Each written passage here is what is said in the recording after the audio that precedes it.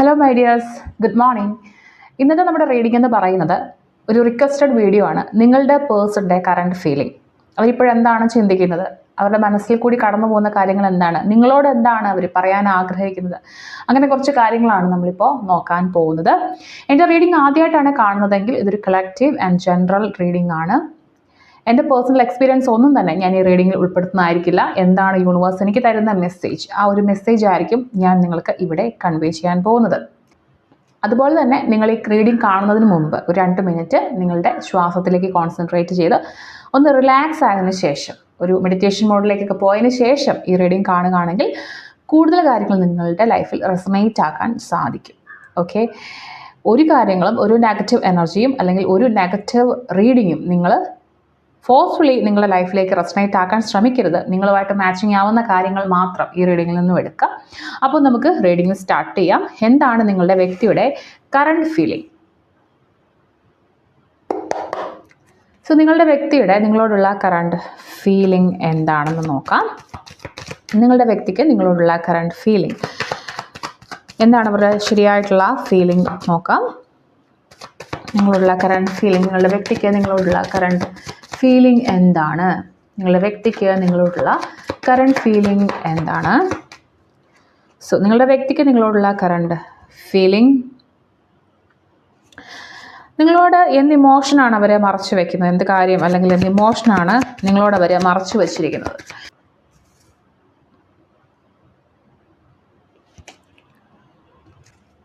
നിങ്ങളെക്കുറിച്ച് ആലോചിക്കുമ്പോൾ അവർക്ക് എന്താണ് ഇപ്പോൾ ഫീൽ ചെയ്തുകൊണ്ടിരിക്കുന്നത്? നിങ്ങളെക്കുറിച്ച് ആലോചിക്കുന്ന സമയത്ത് അവർക്ക് എന്താണ് ഫീൽ ചെയ്യുന്നത് എന്നുള്ളതാണ്. നിങ്ങളെക്കുറിച്ച് ആലോചിക്കുമ്പോൾ അവരുടെ ഫീലിംഗ്. ഓക്കെ, കാർഡ് റിവീലായിട്ട് തന്നെയാണ് വന്നിരിക്കുന്നത്. നിങ്ങളോടുള്ള ഫീലിങ്സിൽ അവരുടെ കൺഫ്യൂഷൻ എന്താണെന്നുള്ളതാണ്. നിങ്ങളോടുള്ള ഫീലിങ്സിൽ അവരുടെ കൺഫ്യൂഷൻ എന്താണ്? അവരുടെ മനസ്സിൽ എന്തെങ്കിലും ഒരു കൺഫ്യൂഷൻ ഉണ്ടെങ്കിൽ, ഓക്കെ, നൗ അവർക്ക് ഈ ഒരു റിലേഷൻഷിപ്പിൽ നിന്ന്, നിങ്ങളുമായിട്ടുള്ള ഈ ഒരു കണക്ഷനിൽ നിന്ന് എന്താണ് ശരിക്കും വേണ്ടത്? അവരെന്താണ് ആഗ്രഹിക്കുന്നത്? എന്താണ് അവർക്ക് വേണ്ടത്? ഈ റിലേഷൻഷിപ്പിൽ നിന്ന്, ഈ ഒരു കണക്ഷനിൽ നിന്ന് അവരെന്താണ് ആഗ്രഹിക്കുന്നത് എന്നുള്ളതാണ് ക്വസ്റ്റ്യൻ. എന്തുകൊണ്ടാണ് അവരിപ്പോൾ അവരുടെ ഫീലിങ്സ് നേരത്തെ പോലെ അല്ലെങ്കിൽ എക്സ്പ്രസ് ചെയ്യാതെ ഇരിക്കുന്നത്? ഓക്കെ, എന്താണ് അവരെ എക്സ്പ്രസ് ചെയ്യാൻ സമ്മതിക്കാത്തത്, അല്ലെങ്കിൽ എന്തുകൊണ്ടാണ് അവരെങ്ങനെ എക്സ്പ്രസ് ചെയ്യാത്തത്? നേരത്തെ ഉള്ളതുപോലെ അവരുടെ ഫീലിങ്സ് നിങ്ങളോട് എക്സ്പ്രസ് ചെയ്യാതിരിക്കുന്നത് എന്തുകൊണ്ടാണ്?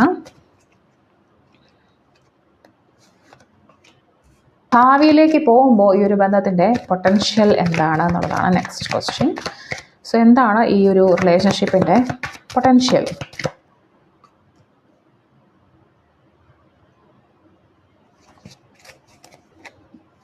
ബോട്ടം ഓഫ് ദി ഡെക്ക് വന്നിരിക്കുന്നത് 3 ഓഫ് കപ്സ് ആണ്. സോ ഈ ഒരു റിലേഷൻഷിപ്പ് നിങ്ങൾ നല്ല രീതിയിൽ എൻജോയ് ചെയ്തിട്ടുള്ള ഒരു റിലേഷൻഷിപ്പാണ്.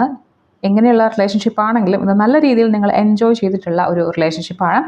എന്താണ് അവരുടെ ഇപ്പോഴത്തെ കറണ്ട് ഫീലിംഗ്, ട്രൂ ഫീലിംഗ് എന്താണെന്ന് നോക്കിയപ്പോൾ 5 ഓഫ് പെൻറ്റക്കിൾസ് വന്നിട്ടുണ്ട്.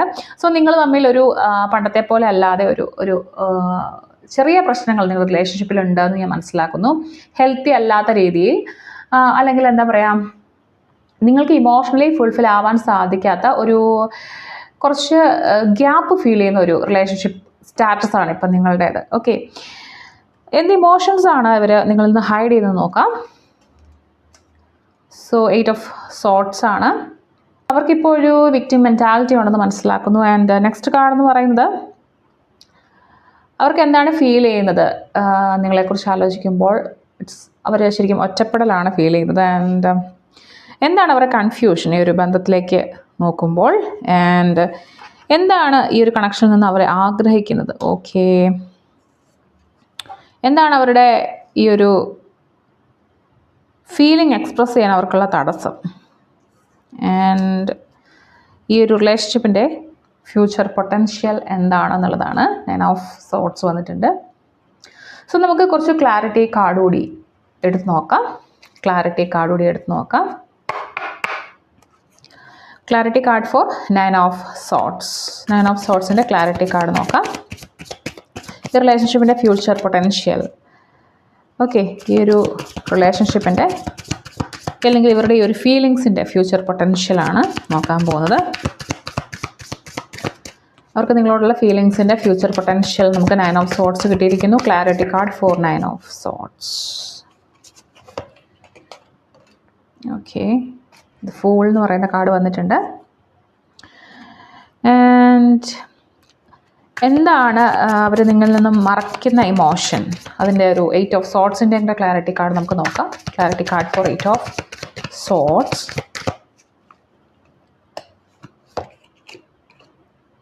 ഹിറോഫൻറ്റ് എന്ന് പറയുന്ന കാർഡ് വന്നിട്ടുണ്ട്.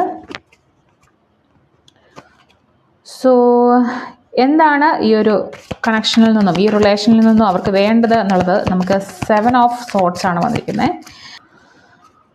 സോർട്സ് എനർജിയാണ് ഈ ഒരു റീഡിങ്ങിൽ ഏറ്റവും കൂടുതൽ വന്നിട്ടുള്ളത്. സോ നമുക്ക് 7 ഓഫ് സോർട്സിൻ്റെ ക്ലാരിറ്റി നോക്കാം. ഈ റിലേഷനിൽ നിന്ന് അവർക്ക് വേണ്ട, ഈ ഒരു കണക്ഷനിൽ നിന്ന് അവർക്ക് വേണ്ടത് എന്താണ്? Clarity card for 7 of swords, queen of pentacles വന്നിട്ടുണ്ട്. ആൻഡ് ഒരു ക്ലാരിറ്റിയും കൂടി നോക്കാം. അവർക്ക് നിങ്ങളോടുള്ള ഫീലിങ്സിലെ കൺഫ്യൂഷൻ എന്താണെന്ന് നോക്കി. ഇപ്പോൾ നമുക്ക് ക്യൂൻ ഓഫ് സോർട്സ് ആയിരുന്നു. സോ അതിൻ്റെയും കൂടി ക്ലാരിറ്റി നോക്കാം. Clarity card four queen of sorts.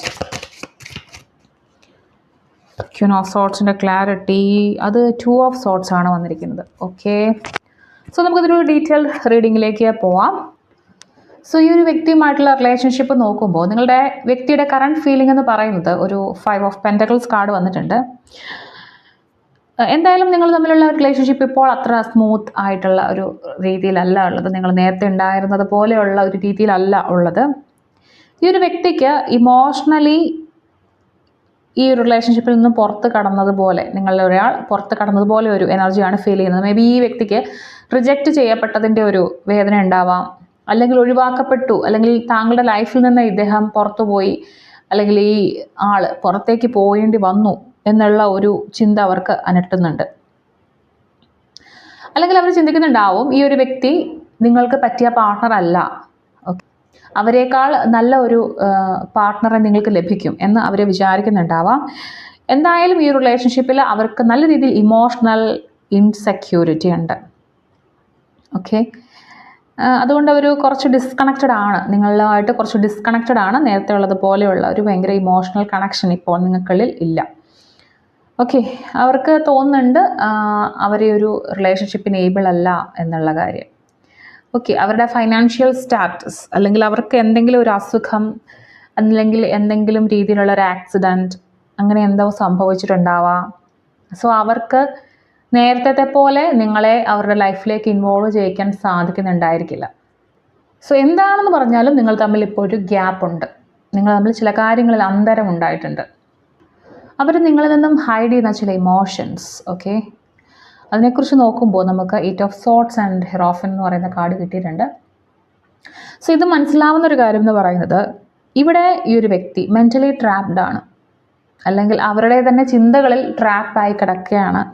വല്ലാത്ത രീതിയിൽ ഓവർ തിങ്കിങ് ചെയ്യുന്നുണ്ട്, സ്വയം ഡൗട്ട് ചെയ്യുന്നുണ്ട്, വളരെ സ്റ്റക്കായി നിൽക്കുന്നുണ്ട്. പേടി കൊണ്ട് പലതരം പേടികൾ ഇവരെ എഫക്റ്റ് ചെയ്യുന്നുണ്ട്. ഓക്കെ, അവരുടെ മാനസികമായിട്ട് അവർ വളരെ നല്ല രീതിയിൽ പ്രശ്നങ്ങൾ അനുഭവിക്കുന്നുണ്ട്. നിങ്ങൾക്കിടയിൽ മതത്തിൻ്റെയോ അല്ലെങ്കിൽ ജാതിയുടേതായിട്ടുള്ള ചില പ്രശ്നങ്ങൾ ഉണ്ടായിട്ടുണ്ടാവാം. ഓക്കെ, കാരണം നിങ്ങളുടെ ഫാമിലി ഇൻവോൾവ് ചെയ്തിട്ടുള്ള ചില കാര്യങ്ങൾ ഇതിലുണ്ടായിട്ടുണ്ട്. ഓക്കെ, അപ്പോൾ ചില റൂൾസ് ആൻഡ് ട്രഡീഷൻസ് നോക്കേണ്ട കാര്യങ്ങൾ നിങ്ങൾക്ക് വരുന്നുണ്ട്. അതായത് സൊസൈറ്റി എന്തു പറയും, സൊസൈറ്റിയുടെ അപ്രൂവൽ എങ്ങനെ കിട്ടും, അങ്ങനെയുള്ള കാര്യങ്ങളെക്കുറിച്ച് നിങ്ങൾ ഈ ഒരു റിലേഷൻഷിപ്പിൻ്റെ കാര്യത്തിലേക്ക് വരുമ്പോൾ കുറച്ച് കൺഫ്യൂസ്ഡ് ആണ്. സോ ഈ ഒരു കാര്യമാണ് അവർ നിങ്ങളിൽ നിന്ന് ഹൈഡ് ചെയ്യുന്നത്. കാരണം അവരങ്ങനെയുള്ള കാര്യങ്ങളിൽ ടെൻഷൻ അടിക്കുന്നുണ്ട്. സോ ആ ഒരു റീസൺ കൊണ്ട് മേ ബി നിങ്ങളെ ഇടയിൽ ഈ ഒരു ഗ്യാപ്പ് ഉണ്ടായിട്ടുള്ളതാവാം. ഓക്കെ, സോ ഈ ഒരു റിലേഷൻഷിപ്പിൽ ചില റൂൾസും അതുപോലെ സൊസൈറ്റി, സമൂഹം എന്ത് പറയും, അല്ലെങ്കിൽ സമൂഹം ഇത് അംഗീകരിക്കുമോ എന്നുള്ള രീതിയിലുള്ള ചില കാര്യങ്ങളൊക്കെ വരുന്നുണ്ട്. അവർക്ക് ഹൈഡ് ചെയ്യേണ്ടി വരുന്നൊരു ഇമോഷൻ എന്ന് പറയുന്നത്, അവർ സ്റ്റെബിലിറ്റി ആഗ്രഹിക്കുന്നുണ്ട്. ബട്ട് അവർക്ക് ഈ ഒരു അവരുടെ തന്നെ മാനസികമായിട്ടുള്ള ഒരു തടവറയിൽ നിന്ന് പുറത്ത് കടക്കാനായിട്ട് പാടാണ്, അല്ലെങ്കിൽ അതെങ്ങനെ ചെയ്യണം എന്ന് അവരറിയുന്നില്ല. അവരൊരുപാട് കാര്യങ്ങൾ ഓവർ തിങ്ക് ചെയ്യുന്നുണ്ട്. നിങ്ങളുടെ ഈ റിലേഷൻഷിപ്പ് അക്സെപ്റ്റ് ചെയ്യില്ല എന്നുള്ള രീതിയിൽ, അതായത് മറ്റുള്ളവർ അക്സെപ്റ്റ് ചെയ്യുന്നില്ല എന്നുള്ള രീതിയിൽ അവർ ചിന്തിക്കുന്നുണ്ട്. നിങ്ങളെക്കുറിച്ച് ആലോചിക്കുന്ന സമയത്ത് അവർക്ക് വളരെയധികം ആങ്സൈറ്റി ഉണ്ടാകുന്നുണ്ട്. അവരൊരു വെയിറ്റിംഗ് എനർജിയിലാണ്, അല്ലെങ്കിൽ അവർ കുറേ കാര്യങ്ങൾ റീതിങ്ക് ചെയ്യുന്നുണ്ടെന്ന് വേണം പറയാൻ. അവർ ഓവർ തിങ്കിങ് ഒക്കെ ചെയ്യുന്നുണ്ട്, ഒരുപാട് കാര്യങ്ങൾ മനസ്സിലിട്ട് അലട്ടുന്നുണ്ട്, ഉറങ്ങാതിരിക്കുന്നുണ്ട്. ഓക്കെ, അവർ വളരെ ആങ്ഷ്യസ് ആവുന്നുണ്ട് ഈ ഒരു സമയം.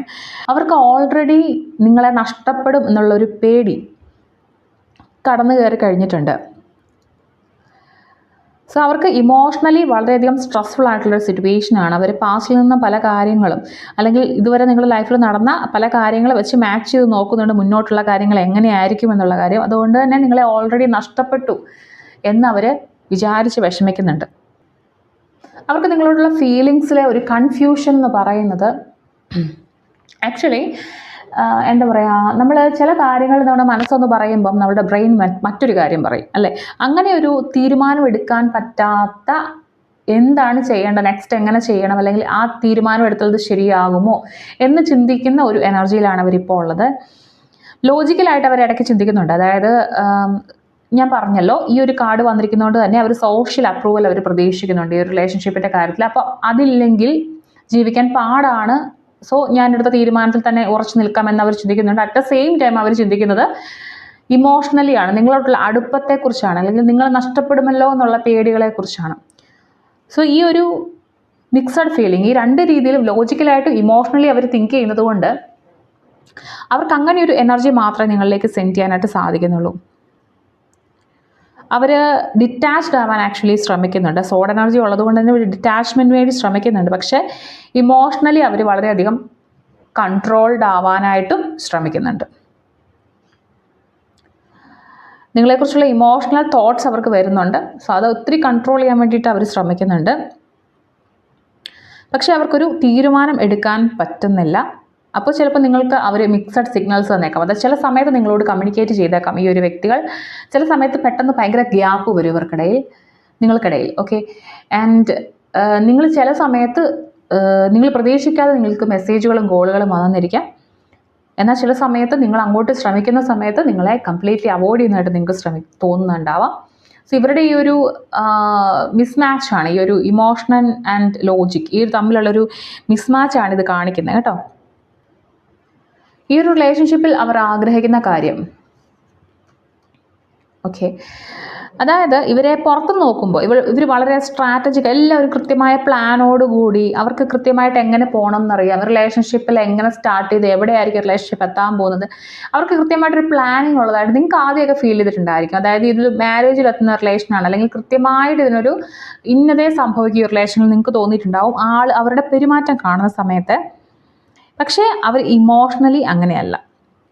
അവരുടെ ഉള്ളിൽ അവർക്ക് ഈ റിലേഷൻഷിപ്പ് വളരെ സെക്യൂർഡായിട്ട് ഒരു നർച്ചറിങ് ഫീൽ അവർക്ക് കിട്ടണം. അവർ ആഗ്രഹിക്കുന്ന നിങ്ങളിൽ നിന്നുള്ളൊരു നർച്ചറിങ് ഫീലൊക്കെയാണ്. മേ ബി നിങ്ങൾ അവരോട് ഇപ്പോഴും എങ്ങനെയാണ് പെരുമാറുന്നതെന്ന് അറിയില്ല. ഈ ഒരു റിലേഷൻഷിപ്പിൽ ഒരു ലോങ് ടേം സ്റ്റെബിലിറ്റി അവർ ആഗ്രഹിക്കുന്നുണ്ട്. ഒരുപാട് കാലം ഒരുമിച്ച് പോകാനുള്ള ഒരു വ്യക്തിയായിട്ട് അവർ ആഗ്രഹിക്കുന്നുണ്ട്. ഇമോഷണൽ റിസ്ക് ഇതിനകത്ത് വരുന്നതിനോട് അവർക്ക് താല്പര്യമില്ല. ഓക്കെ, അവർക്ക് സ്നേഹം വേണം, പക്ഷേ ഇമോഷണലി അവർക്ക് റിസ്ക് എടുക്കാൻ പറ്റില്ല എന്നവർ മനസ്സിലാക്കി തരുന്നുണ്ട് ഈ ഒരു സമയം.